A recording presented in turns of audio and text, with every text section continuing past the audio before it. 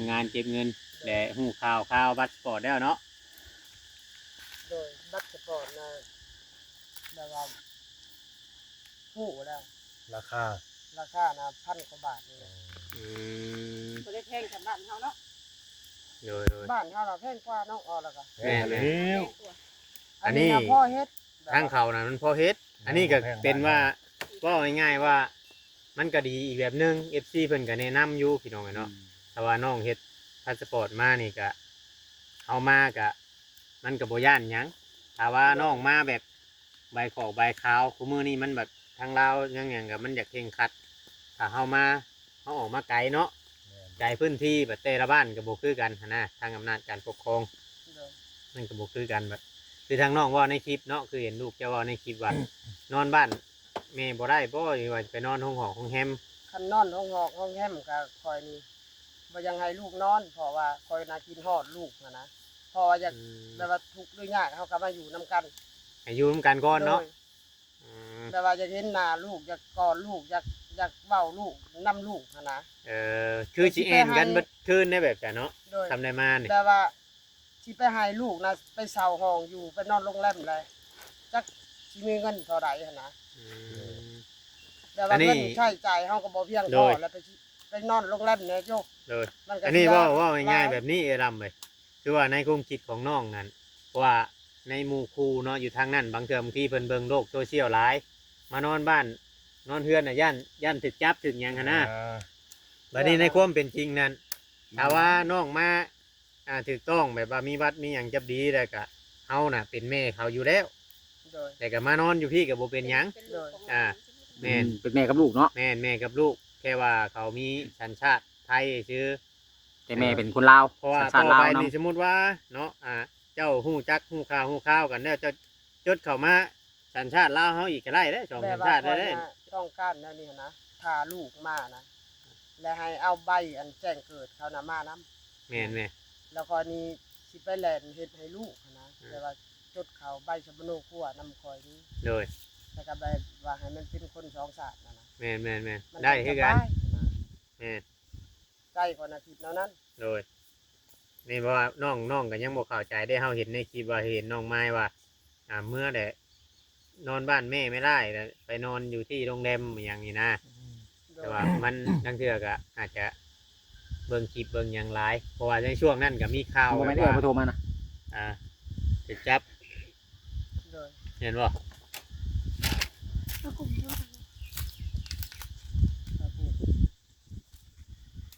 ยังบ่ว่างอันแบบว่าพังกูจะเว้าเดี๋ยวอีรอดนะอยู่นะมึงบ่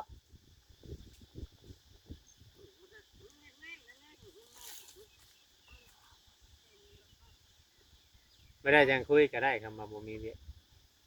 เดี๋ยวอันเป็นโทรกลับก่อนเลยบ่เอื้อยบนน้องร้อนไปอยู่น้ำหั่นน่ะวะโดยคนถือได้หมดว่าเท่านั้นบ่จักโดยคนนั่นแหละ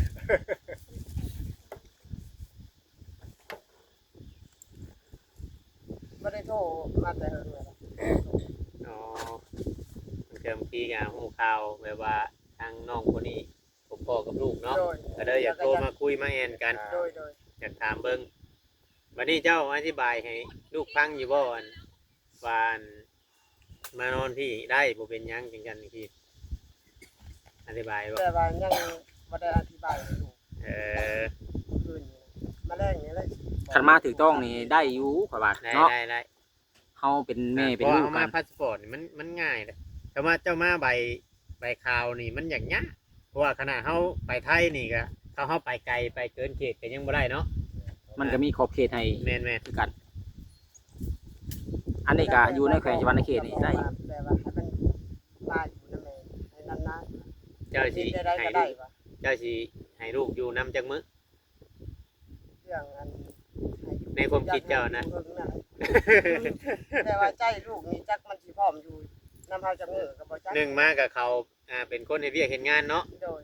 เขาเป็นคนอยู่เฮิงบ่ได้อยู่เฮิงบ่ได้บัดลูกเปิดเทอมนั่นนี่โดย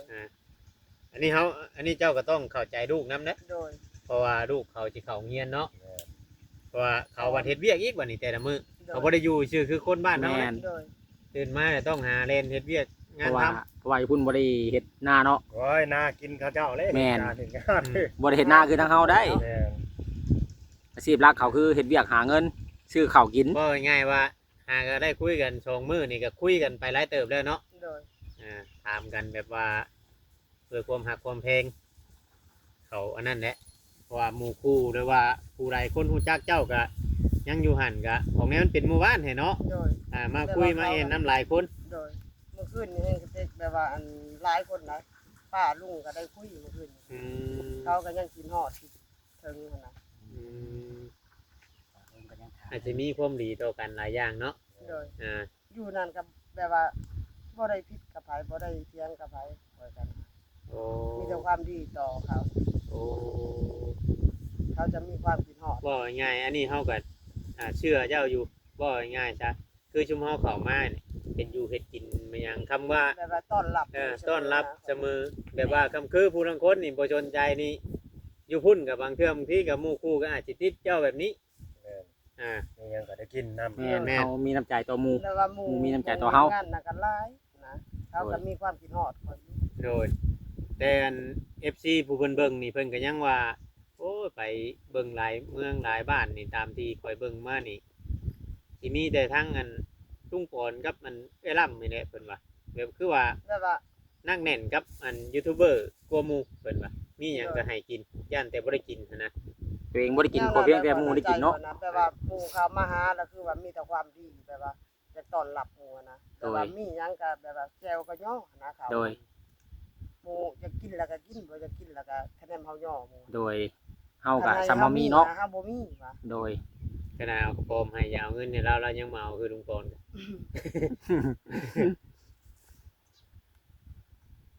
คิดว่าจะคือว่าเอ้ยน้องแบบว่าผูกพันกันแล้วแบบเขามาหาน่ะ โดย คอยนับถือนั่นน่ะได้ นี่แหละตามเฮาพังลูกเจ้าเว้าก็บางเทื่อบางทีก็อาจสิบ่อยากแตกต่างหยังดอกกับเจ้าก็คือว่าทรงสีนั่นอยู่การเว้ากันจาก็แต่ว่าเป็นนั่นเขาอยู่พุ่นนะบางเทื่อบางทีเขาก็สิฟังเราเฮาบ่อยากเข้าใจปานใดเนาะ แม่ลูกก็ยังบอกอยู่บางครั้ คำว่าแม่อยู่นํหน่อยก็คือแบบนั่นก็เฮาอาจสิเว้าลาวเว้าหยังไปนํกันแหละ แบบว่าเว้า เป็นนะ บอกลูกแม่นะ เนี่ย อันนี้แบบว่ามันอยู่นั่นก็มีแต่คนไทยทั้งหมดแล้วก็บ่มีคนบอกนะคำแบบว่าเฮาเว้าลาวนะ คือร้านเฮานี่มันอย่าอยู่สารคามนี่มันง่ายอันนี้เว้าลาวเจ้าๆได้บ่ได้เว้าไทยหรอก ไทยเขาก็เป็นได้ เป็นอยู่หากว่าพื้นว่าชวนหลายเขาสิเว้าแต่แบบเฮานี่เนาะ แม่นส่วนหลายเขาเว้าแบบลาว แบบว่าอีสานมันแต่ว่าเว้าง่ายนะเว้าไทยง่าย โดยคันคนอีสานไปอยู่ไทยนี่ ตอนแรงเนาะ ยังเว้าลาวได้ อันเพราะว่าเราเฮ็ดเวียกเฮ็ดงานนั่นเรายันแบตระเบิด โดย ตอนแรงเราจังสิโทรมาลมพวกเก่าเขาเจ้าเนาะ โดย เขาเจ้าเฮ็ดเวียกเฮ็ดงาน FC ว่าบางคนกับบางเทื่อเพิ่นก็อยากให้เฮาถ่ายคลิปในตอนแบบมาแบบนี้อะนะพี่น้องมัน แต่ ว่า ว่ามัน เว ก็ ลา มือ บ่ เว ได้ ลา เนี่ย มันว่าง เวลาบ่ได้พี่น้องเนาะ โดย บ่เวียงเอ้ยคือบ่ถ่ายคลิปมันตอนที่เขาคุยกันให้เบิ่งแน่เพิ่นว่ามีอันคอมเมนต์หั้นนะมีคอมเมนต์มีคนนั้นคอมเมนต์กันเข้ามาแต่มันทางน้องเพิ่นบ่มีเวลาเฮาก็เลยบ่ได้ถ่ายเวลาบ่ตรงกัน เขาบ่ได้เฮ็ดงานนะได้ทางแต่ว่าลูกว่าวันอาทิตย์น่าจะว่างอยู่ เอาคำเป็ดวันอาทิตย์นะว่างเนาะ โดยวันอาทิตย์นะ เมื่อวานนี่คือว่าบ่ว่าง มื้อวานนี่เป็นวันอาจารย์เฮ้ย อาทิตหน้า อ๋ออาทิตย์หน้าบ่ โดย เออ อาทิตย์นี้บ่ว่าง เออ อาทิตย์หน้าบาง บ่ง่ายว่าอาทิตย์หน้าบ่แม่นว่าวันอาทิตย์ อาทิตย์หน้านี่น่าจะว่าง โดย อืม อาทิตย์นี้บ่ว่างแล้ว โดย งานหลายเนาะอาทิตย์นี้เนาะ งานแต่ว่าพวกลำไม้เมาน่ะเนาะแต่ว่าเขาเล่นนะ บ่อันนี้เฮาสิขอถามอีกแต่เจ้าอยู่นํกันกับผัวแต่กี้น่ะบ่ได้มีบ่รับเหมาตัวนี้น่ะ มีทั้งหมด บ่ได้ผัวน่ะได้เฮ็ดอยู่บ่แบบนี้ ได้เฮ็ด อ๋อ แปลว่าห้ามเมาต่อเติมบ้านนี่บ่ โดยต่อเติมบ้านแล้ว เจ้าก็เฮ็ดน้ำเขาอยู่บ่ ติดไฟโดยบางเทื่อก็ไปเฮ็ดน้ำเขาหั่นนะบาง โดย อ๋อ ไปต่อเติมบ้านเก่าเขาเจ้าไปสิแบบ เฮาเคยไปเฮ็ดอยู่ ๆโดย แบบ ไปต่อสายพื้นสายไฟเขาตู้ฟอกตู้ไฟจังซี่นะ สายไฟกับ แม่นบ่ คนนั้นแม่นอยู่ ก็เคยไปเฮ็ดอยู่ แบบว่าเขาเฮ็ดได้เบิด ถือว่าอันผู้ไอ้ล่ำนี่แบบว่าเป็นหัวหน้านะแม่นบ่ โดยแบบ ถึงว่าเขาตู้ไฟตู้หยังได้นี่แม่นถือว่า โดย เป็นหัวหน้าทำเมา แบบว่าผู้ใดต้องการแล้วก็แบบว่าเขาก็มีเบอร์โทรศัพท์นะเขาโทรแล้วก็ไปเฮ็ดนี่นะ โดย แล้วก็สิเอ้ยน้องเราแน่เนาะคนฮู้จักหมู่คู่นะชวนกันเฮ็ดแบบกลุ่มก่อสร้างบ้านเฮาแน่เนาะ โดย ชวนกันเฮ็ด แบบว่าคนในบ้านคือบ้านคอยบ้านอันอ้ายนี่นะแบบว่ามันขาดเคินหยังเลยแบบว่าให้เราไปเฮ็ดนะ อ๋อ เราเฮ็ดผู้เดียวนั่นแหละ โอ้ เดี๋ยวเฮาอยากได้น้ำบ่ได้ไผบ่แล้วก็มุ่งอันหลังคาหลังคมมันก็เป็นเบิดได้ อันนี้นั่นในการวางแผนเนี่ยจะว่าลูกมานี่แม่นสิได้อันเข้าไปอยู่เฮือนแม่ใหญ่ โดย ไปอยู่พุ่นเนาะ ใจฮะจะอยู่น้ำอันเฮือนอ้ายนี่มันจะสะดวกเข้าห้องน้ำ อ๋อ แต่ว่าย่านแม่กับพ่อน่ะเสียใจก่อน โดย ญาติพ่อใหญ่แม่ใหญ่เสียใจ หลานมาบัดบ่เห็นเนาะ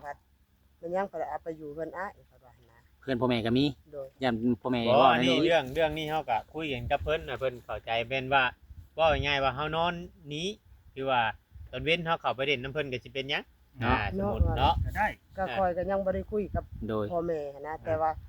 แบบว่าคอยคิดนะคิด ได้อ้ายนี่ อ้ายในบริวารใดๆบ่ อ้ายนะ คุย สม กัน มุติว่า กับอ้า แต่ ย ว่าคุยได้แต่ว่าอ้ายนะเขาก็แบบว่าเขาก็ต้อนรับอยู่ โดย เขาจะนอนก็น บ่ อน ทั้งเขาประตูไม่ตู้แล้วก็บ่ได้ว่าหยังดอก คะแนนบอกเหตุผลให้เราเนาะ แม่นๆ ตอนเว้นเฮา ทำเจ้าบ่บอก มาเล่นพี่ อันนั้นตัวมันสิผิด แม่น โดย ต้องบอก เขาบอกว่าอยู่นี่ย่านว่ากับค่ำคืนมัน เราต้องคุย ยาก กัน นั่นนี่นะ โดย ตอนเว้น แต่ จะ ว่า เอา ยากเวลาเขาห้องนอนห้องน้ำ โดย อันนี้หนึ่งมาคือว่าลูกนี่บางเทื่อก็ลูกเข้าใจแม่อยู่บางเทื่อลูกผัวเขาเด้บัดนี้ โดย เข้ามานำกัน เนาะ เนาะแบบว่า เอา คือเฮานั่นแหละ แม่นลูกผัวเขาบางเทื่อมาพี่เด้อบ่มีของน้ำของไหนย่างอีกเด้ โดยยากเนาะนั่นแหละ รอให้จุดนี้มาฮอดกันเนาะไอ้รับ โดย โดยมา เพราะว่าอันนี้คือว่าแบบสมมุติจะชื่อนะนี่ ส นะ มมุติ แต่ ซื่อ ว่า ๆนะ ทางลุงพลนะว่ามานี่ต้องได้ผูกแขนครับว่า โดยแบบว่าผูกแบบว่าคอยก็บ่มีคือว่าเด้ผูกแบบว่าให้มันแล้วซื่อๆนะ โดย หาคนเล็กน้อย ต้อนรับแหน่เนาะ ต้อน ต้อน รับ รับ ลู ลู ก กแหน่ ซื่อๆนะ ยันบ่ได้นอนเมื่อคืนอยู่มื้อน่ะเนาะ มาฮอดกันปุ๊บยันล่มกันเบิดคืนข่อยว่า แต่คืน โอ้ย นั้น อยากเห็นนั่นวินาทีเพิ่น แต่ เข้า คืน มาเจ นั้ อน กันเด้เนาะ คบ มื้อ คบกัน แร ตอนแรกเนาะคบกันตอนแรกนี่นะตอนย่างจะเข้าหากันนี่นะเพิ่นสิเป็นจังไดวะ แต่ ระหว่างแม่กับลูก ในโทรศัพท์ก็ยังบ่ได้นอนเลย พุ่น บ่ค่อยว่าถ้าว่าแบบว่าสถานการณ์น้ำมันขี้คายลงไปในจังน้อยนี่ให้เขามารถจนโตนี่สบายชุดเนาะ แม่นสบายอะนะมาฮอดเลย แต่ว่าคุมื้อนี้มันบัดคือว่าแหนะน้ำมันอยากอันนั้นเด้ มันแพงเนาะ อยู่พุ่น ใช่ ก็ กั ขา บ ด แพ แคล ง น คื คือ อ กั กัน น นั่นแห นะ ละ ขาดแคลนคือกันอยู่พุ่นแฮง รอคิวกัน นั่นเพิ่นเว้า FC ว่าโอ้อยู่ไทยนี่ก็ยังนักแล้วเพิ่น นักอยู่แต่ว่าถือกว่าเฮา แม่นอยู่ลาวเฮานี่ บัด แพงนะ 60กว่าแล้วไปจักเนาะ ถือกว่าเฮาหลาย 60กว่าบาทได้ไปจักอยู่ลาวนี่เนาะ เงินกีบ39,400กีบ ขนาดเบาแม็กเราจนยังบ่กล้าไปถ่ายคลิปเลยที่เอาไปอยู่ไทยก่อนเราอะมาลาวนี่น้ำมันแพงแห้งเราอะเบาแม็กเงินถ่ายตลาดตะดีอันนี้น้ำมันลิตรละ60กว่าบาทเราอะ แม่นน้ำมันแพงพี่น้องเอ้ยทุกมื้อนี่ต่อไปก็ข่อยได้สิบ่ไหวนี่เริ่มเลยนะฮะเริ่มสิบ่ไหวแล้วพี่น้องเอ้ย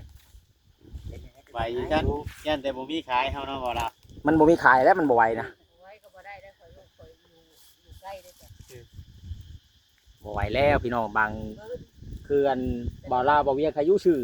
ไปอันว่า ที่ว่าซื้อไปสุดเนี่ย ซื้อไปอันว่าตุนไว้เป็นตัวใดพุยเลย เจ้าบ่ได้ตุนบ่จ้ะ บ่แล้วบ่ตุนแล้วข่อยเงินบ่หลาย ยอมซื้อได้ข่อยนะ ขายงัวใช่แล้วข่อยยังขายข้าวไปซื้อน้ำมัน เข้าโลนึงล่ำ5,000กีบนึง 5,000ใช้7,000น่ะ น้ำมันบัดลิตรละ40 ขายข้าวไว้ซื้อน้ำมันตุนไว้จังหน่อยบ่มีเงินไปถ่ายคลิปให้ FC เบิ่งว่าความข่อยใช้ใจ FC น่ะ ข่อยใช้ ไว้ทำไหน ข่อยใช้ใจ FC เบิดเข้าเช้า30เปาแล้วปีนี้ ไปบ่ยาวใจ FC เลย เบิดเข้า30สอบเลย เอาเว้านำไปล่ำผู้ไปเตียงกันอยู่ เอาต่อไปสิได้ขายงัวพี่น้องเอ้ยซื้อน้ำมันนี่ ไอ้เออผมมีงัว ขายงัวก็สิเบิดเลย บ่มีมันแนวขาย ขายเบิดโต2โตเลย บ่มี ต่อไปนี่ พี่น้องอ้ยนาะ เบิด คือว่า ดีใจน้ำทั้งเอ้ยล่ำเพิ่นพี่น้องแต่ว่าได้พบพ่อได้คุยกัน2 มื้อแล้วแหละก็แต่ละคืนคือเว้าในลุงพรว่าจนลึกจนเมื่อยเราอะคุยกัน เกือบสิบ่ได้นอนเนาะ แม่น เอ้า นั่น พี่น้องเอ้ย ลูก อะไรก็ ก็ สิขอจบคลิปก่อนพี่น้องบัดนี้บ่าวกับไผสิจบก่อนหมู่พี่น้องเอ้ย ลูก ผิดพลาดประการใดขอโทษขออภัยเด้อนำ FC ที่เข้ามาเบิ่งมาชมเนาะพูดแหละไว้พอกันใหม่ในคลิปต่อไปหรือว่า AP ต่อไปพี่น้องเอ้ยมื้อนี้จบภาพด้วยภาพนี่แหละต้นมะม่วงพี่น้องเนาะป้าโตต้นมะม่วงมามื้อนั้นหลายเลยพี่น้องเอ้ยมะม่วงนี่มาตอนนี้ใบมันหลายกว่าหมากพี่น้องเอ้ยเนาะเอ้าพี่น้องเอ้ยขอจบคลิปก่อนเด้ออะไรายการดีอกดีใจนำทางเอ้ยล่ำที่ได้เห็นลูกพี่น้องเอ้ยเนาะรอรุ่นรอชมนำกันพี่น้องเอ้ยว่าทางอันน้องไม้นี่เพิ่นสิมีโอกาสมาหาทางแม่เพิ่นหลังสงกรานต์แท้บ่หรือว่าจังไดพี่น้องเอ้ยรอเบิ่งรอชมนำกันเด้อเนาะสำหรับคลิปนี้สบายดี